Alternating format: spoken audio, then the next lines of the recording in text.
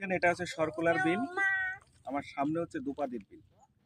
এটা নোয়াপাড়া পৌরসভার ৫ নম্বর এবং ৩ নম্বর ওয়ার্ডের।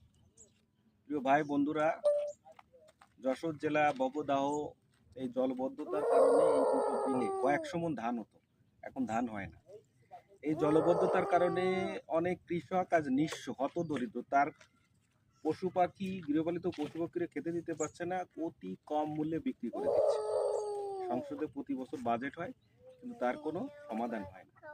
এই অর্থগুলো লুটপাট হয় এমপি, মিনিস্টার এবং ডিসিএসপির মাধ্যমে। কিন্তু কেন যে দরিদ্র কৃষকদের অবস্থার পরিবর্তন হয় আমরা জানি না। দেখেন পিছনে একটি ধান আছে, সেখানে ধানটি হয়তো ডুবে যাচ্ছে এবং এই ধানটি ডুবেও গেছে।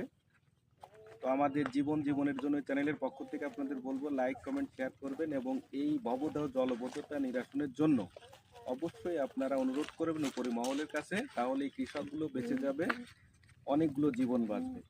যশোর জেলার অভয়নগর থানার নোয়াপাড়া পৌরসভার ৫ নম্বর ও ৩ নম্বর ওয়ার্ডের সহ যশোর জেলার অন্তত ৪টি থানা এই ভবদাহ জলবদ্ধতায় পানিতে নিমজ্জিত, কিন্তু প্রতি বছর বাজেটের টাকাগুলো খেয়ে ফেলে দুর্নীতি করে। তাই বলছি, লাইক কমেন্ট শেয়ার এবং সাবস্ক্রাইব করবেন। পাশাপাশি আপনারা এই ভবদাহ জলবদ্ধতা নিরসনের জন্য অবশ্যই উপরে মহলে অনুরোধ করবেন এবং গুরুত্বপূর্ণ ভূমিকা রাখবেন। আজ এখান থেকেই বিদায় নিচ্ছি। খুদা।